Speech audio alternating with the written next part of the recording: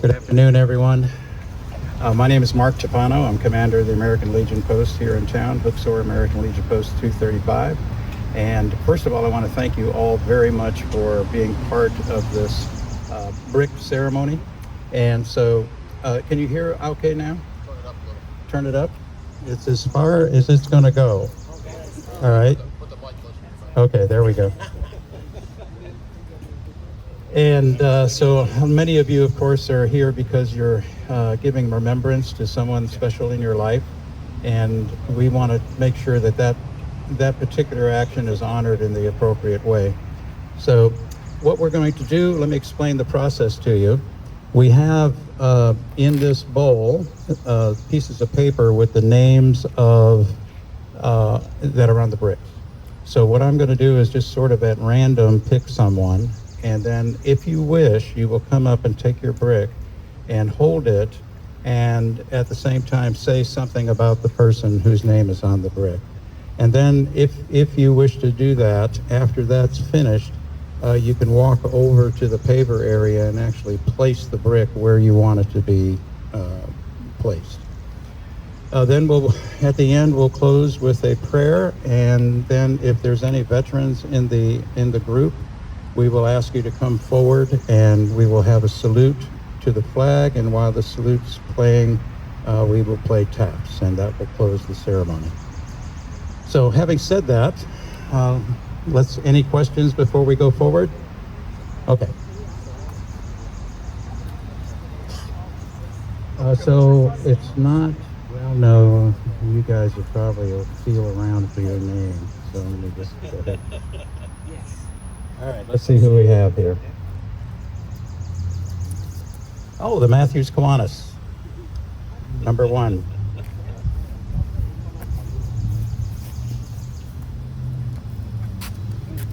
Thank you. And if you'd like, hold this pretty close to your mouth in order for it to...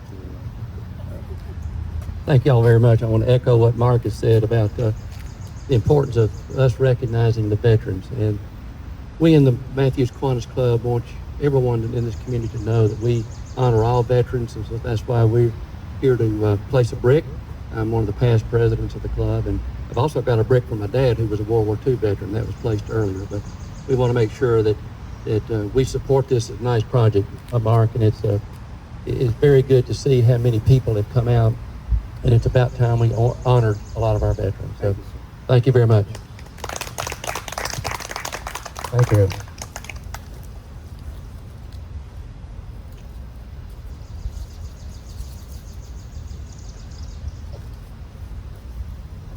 Thank you. Gabriel Binkley. Are they here today? Let's see, we have somebody coming up the walkway. It's not the Binkleys. Hey, all right, we'll put that to the side.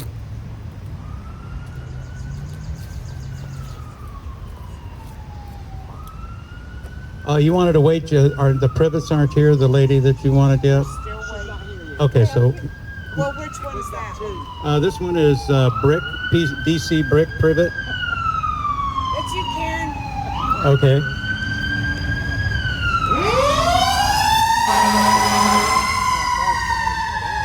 If you just stand right there and hold it close to your mouth. Thank you. Well, I prepared Jerry, but I didn't prepare myself. A little closer. Okay. I'm really honored to accept this for Daddy. I wish I had a prepared speech, but I don't. I know that he was real proud to serve his country. He actually, in his later years, got in touch with some of his fellow people who he served with and went and spent time with them. One particular fella that was a Supreme Court judge from Chicago, he went to see. And sitting talking with him, he told Daddy when they crossed the Po River, he said that he asked him and his his men to go across because his men respected him so much they would follow him anywhere. So he was proud, and I'm proud of him. That's it. Thank you.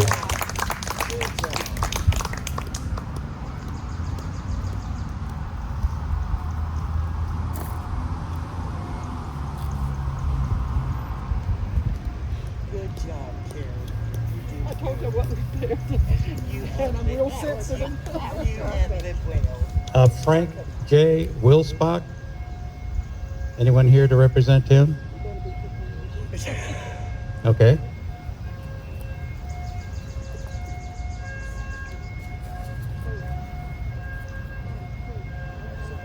Harold J. Hinchley. Hinchy. That's correct. And we'll bring my mom up as well if that's okay. Absolutely.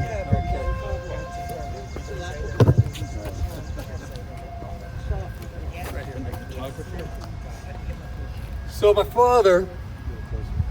father, who was a World War II veteran, a very strong man. To me, he was always the biggest man I ever known.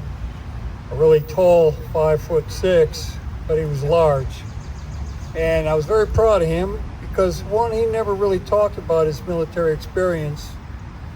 And I've heard some really good war stories, but not from him. And the one thing that I understand is he was one during World War II. He joined the Army Air Corps, or he was put in the Army Air Corps. He joined the Army. However, he was one of the team that helped decipher the codes for the Germans. Not for the Germans, of the Germans. Let me get that correct, okay? So he was in very many locations around the world, but that's really the only thing I know about him. He was a code breaker, but not an Indian code breaker. And very proud of him, very proud of his success. And let me hand you over to my brother Mike, who will talk about my mom, who was also World War II.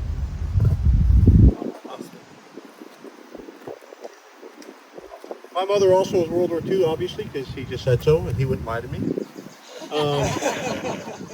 She was in the Marine Corps, and that was back in the day when she wasn't a whack, she wasn't a wave, she was a Marine. And she proudly wore that her entire life. Two side stories real quick. One is my other brother, who's not here today, was also a Marine, was stationed in Camp Lejeune, one building apart from where my mother did her basic training at Camp Lejeune 40 years before. And my mother and I had an opportunity to drive out to Camp Lejeune and visit that place. And it was very touching for her to go back to Camp Lejeune and visit the place where her son was also for a while.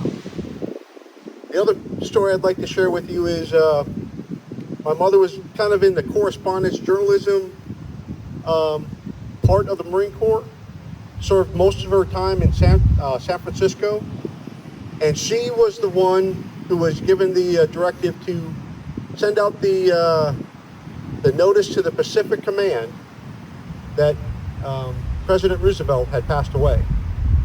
So that went through her desk, and it was, part of our legacy that whereas Dad was in the European theater of operations, Mom was in the Pacific, but they both had key pieces of transferring information, good and bad, to our forces. And we're very proud of both of them. And I thank you all for being out here today. Thank you.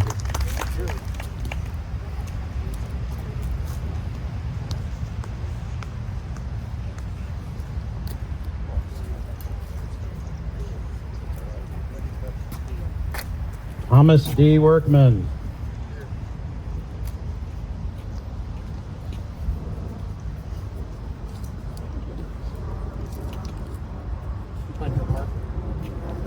Thomas Workman was a friend of mine. I worked with him. I worked with him for a few years. Thomas Workman, Command Sergeant Major, was in Vietnam in 1867 to 1969. His assignment in Vietnam was to be a soldier on a select team of Rangers, airborne Rangers, they called LRPs. I don't know if you've ever heard of the term, but it means long range reconnaissance patrol. And they operated in 5-man teams. The company commander had 10 teams in his company. Tom was a 20-year-old sergeant team leader. They were dropped off in a rice paddy at a grid coordinate and infiltrated into a pre-designated known enemy compound during the night. They would work the night with night vision equipment and would work their way up into that and gather information. They would count the number of people in their mess halls. They would count the number of vehicles they had, type of weapons, and they would radio all the information back to the company commander. And then they would be picked up 5 days later. Very dangerous job. Excuse me.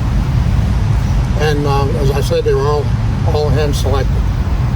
I'll tell you 2 stories about Tom. One is quite humorous and the other one is very serious.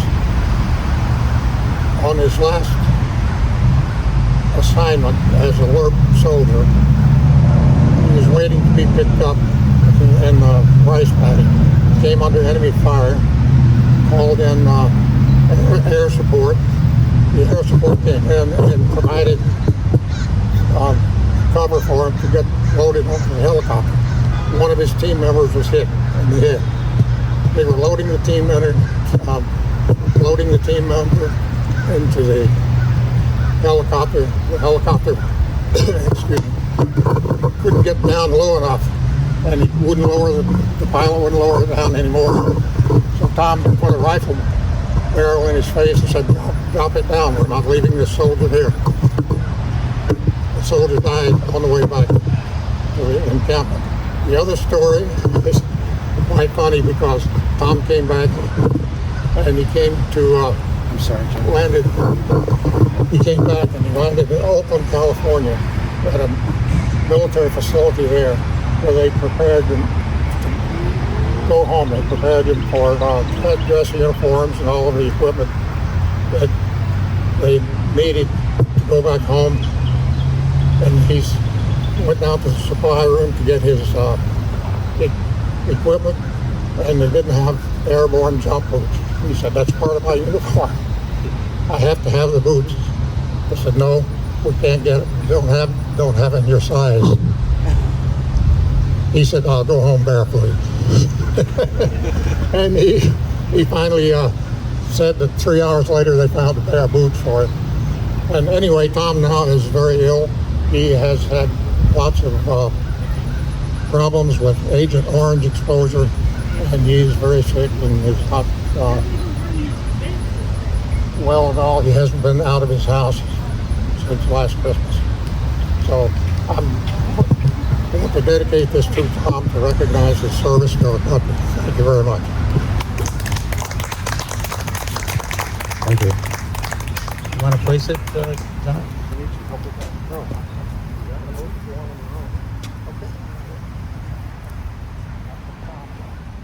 Very good. Just wanted to make sure you're okay. Thank you, John. Yes. Charles W. Wilson III.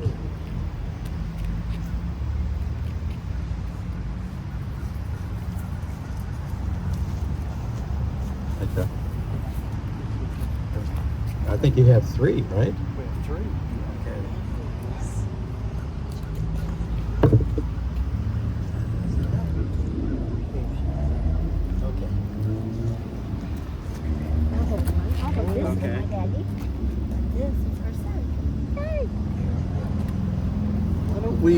Why don't we start with the youngest and we'll go to the oldest, okay?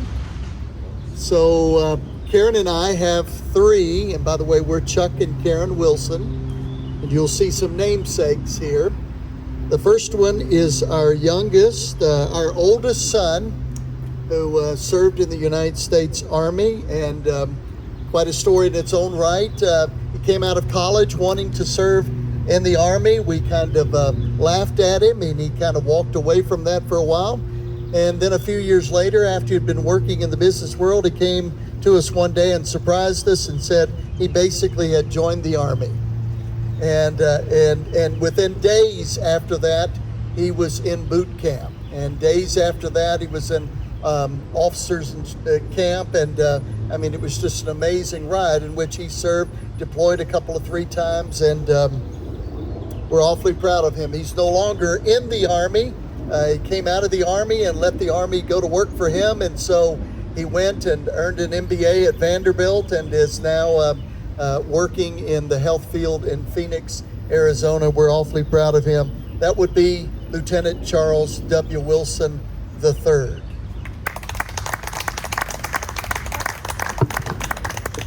I am Charles William Wilson II, and I did not serve in the Army. But let me tell you just a moment about Charles William Wilson, my father. That's this brick right there. My dad would be 100 years of age if he were living today, come July the 6th. And remarkable man. He too allowed the GI Bill to go to work for him. He came back from World War II after serving for a number of years in the European theater and allowed the GI Bill to put him to school. Went to college, went to Columbia University in New York City, did all kinds of things based upon the GI Bill, and then spent many, many years as a professor of mathematics, and awfully proud of my dad and the legacy that he's given to the Wilson family. My dad, probably the thing that is most remarkable for me as I think about my dad, he went into the Army in 1942, and he never saw the land of this country again until 1945.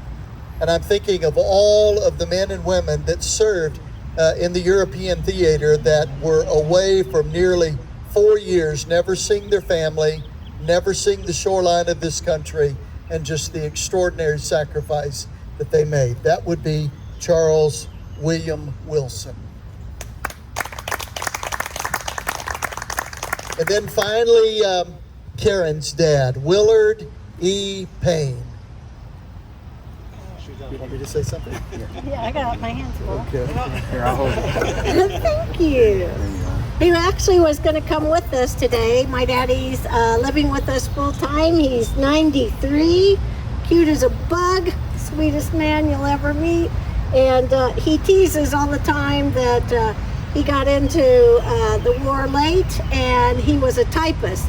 And I think his biggest claim to fame was General MacArthur was 1 floor down below him. So he said, I said, well, you still serve, Daddy. Even though you were just a typist, that's okay, you serve. So we were going to bring him today, but it's so hot, so we're going to bring him later when it cools off and show him his brick. So. Karen's father, Willard E. Payne, actually was one of the first troops into Japan, into Tokyo, immediately following the end of the war. So he was able to be there in Tokyo and was in Tokyo for a full year immediately following the war, World War II. That's Willard E. Payne.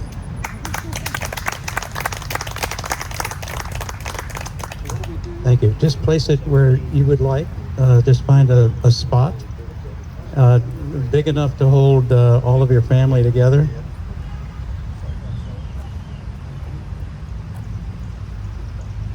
Oh, that'd be lovely.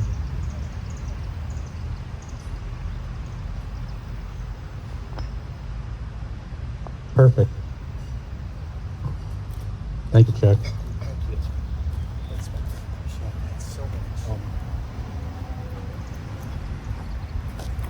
Okay.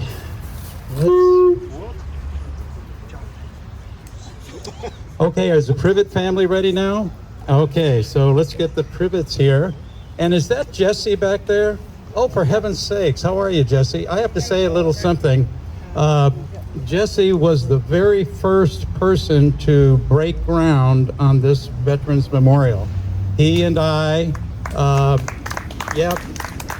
he worked really, really hard, and when this was nothing but dirt, Jesse was out here with a tiller, and he was just, well, excuse me, busting buns, we'll put it that way.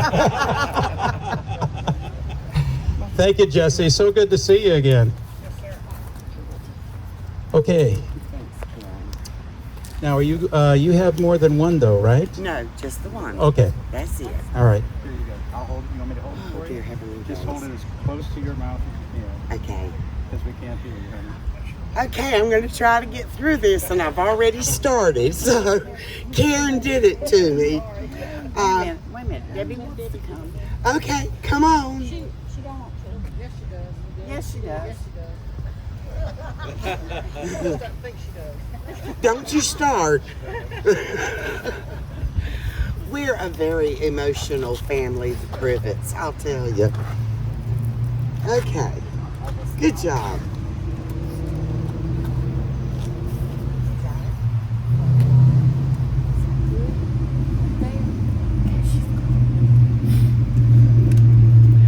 Okay, our dad was William Reed Privet. And I'll start by saying he retired from the Army January the 15th, 1982. For over 30 years, our father served his country. I often told people my sisters and I were war babies. One of us would be born and Dad would deploy. He'd return and another would be born and he'd deploy. And so it went. Eventually, he was blessed with 4 girls. There are 2 specific times that I'd like to share with y'all. After the bombing of Pearl Harbor by Japan, the U.S. declared war on Germany after Germany had declared war on the U.S. Dad's military career began with the Army. He was deployed from Fort Dix, New Jersey, to the European theater via the campaign through Africa to Sicily and across Italy. From the coast, the soldiers traveled through Rome, Pisa, Florence, and Venice. The second deployment came with the Korean conflict. This time, Dad went along with 3 brothers, BC, Dow, and Bill. Each of them traveled with their families to the Pacific Northwest by car from North Carolina, arriving at Fort Lewis in Washington State. We lived there temporarily until the 4 brothers deployed for Korea, then we returned to North Carolina to await their homecoming. As I took time this week to review my world history, it truly is amazing, and by the grace of God, all 4 brothers returned home. Our dad and his brothers all lived by the motto, God, country, family. There was the belief in God, the love of a country where you have freedom, and a family that you love and who loves you back. After completing 2 active duty deployments, Dad joined and completed a 30-plus career serving in the Army National Guard. Additionally, he worked for Southern Bell for 25 years during this time. That's also today known as Bell South. In 2004, my sisters and I, with our father, which was the 60th anniversary of his tour in Italy, traveled through the same cities that Dad had gone through. Some of the places and buildings that remained, he remembered. One quick story. In Pisa, all he remembered was the Leaning Tower. He asked us while we were all standing there, When were the other two buildings, the baptistry and the cathedral, when were they built? We all just kind of chuckled. They actually were built before the Leaning Tower. It was the last one to open in 1373. Today, my sisters and I and our family come to place this brick to honor and remember a man who miraculously returned home from war, not once but twice, to live a long and fruitful life. Thank you for the opportunity to honor our father in this special way.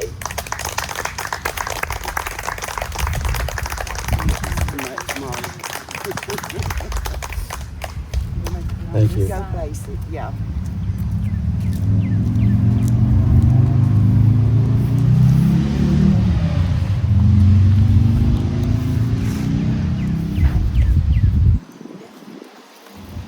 Thank you.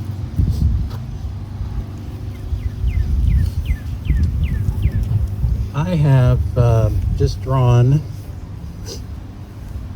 the name of my brother-in-law.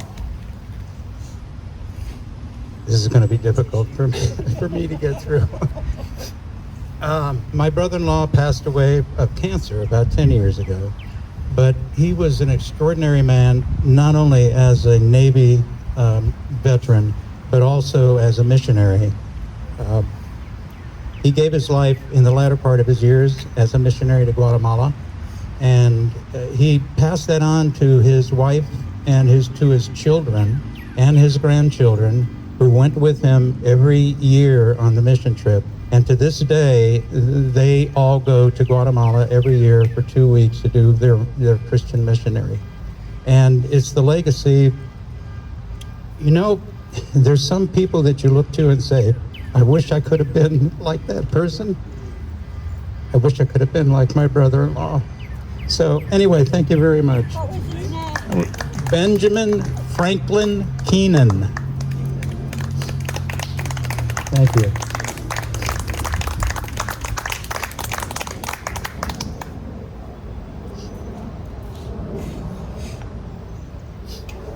Never thought I'd have to do that myself.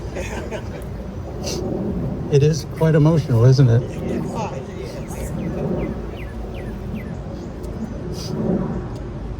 C.M. Lavetzi. You did that already?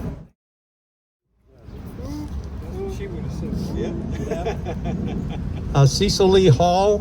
Anyone here to represent him? No? Okay.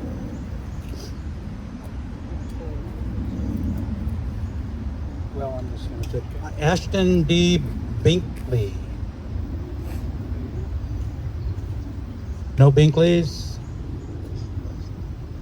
Okay.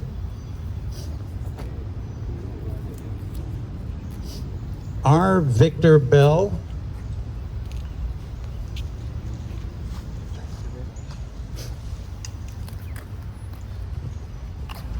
Good afternoon. I'll keep this short, but this is for my dad, who was Captain Victor Bell in the U.S. Navy.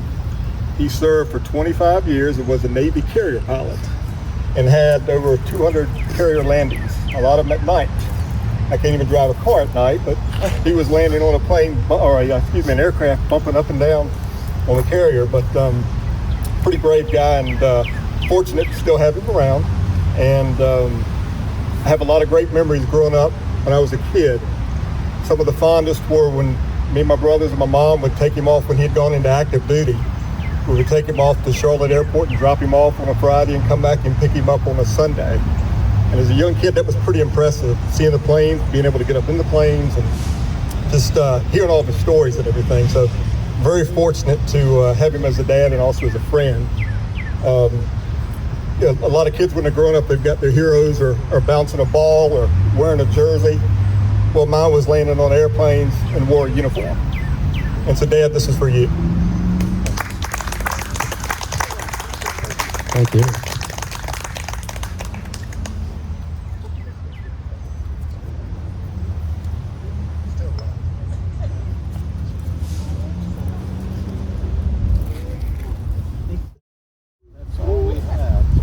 Okay, I think that's all we have for today. So I thank you all very much for coming. Would all the veterans, if there's any veterans in the group, would you all come forward for a moment?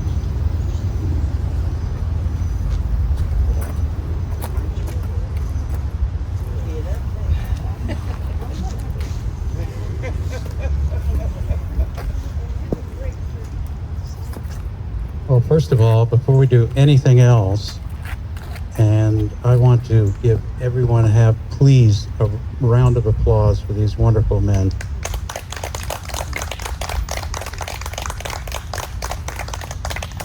Now, if you wouldn't mind, for those that you would like to join me, I'd like to say a closing prayer. Our dear Heavenly Father, put your loving arms, your lovingness, your kindness, your mercy around all of these people that are here today, especially those who, through their memory of those that they loved and missed, go through the pain again of their separation, and just give them the strength and the loving kindness and the uplifting to give them the strength to get through this particular moment. And also, these people that are being mentioned on these bricks, if it wasn't for today, that these names may never have been uttered other than through their family. And it's so important that everyone here knows about them. But you never forgot about them. You were always with them. You were with them in their darkest moments, and with them when some of them may have never returned, but you were with them in their last moments. And Lord, I thank you for that. And for those that are living among us today that were mentioned here, give them protection and give them strength and help them through whatever endeavors they might encounter. And Lord, thank you so much for the opportunity to be here on this ground, to be able to do this thing. And I pray all these things in your mighty, glorious name. Amen. Now, gentlemen, if you will be so kind as to join me, we are going to stand toward the flag and have one salute.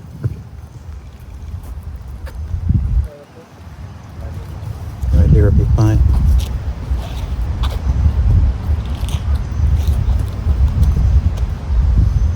Salute.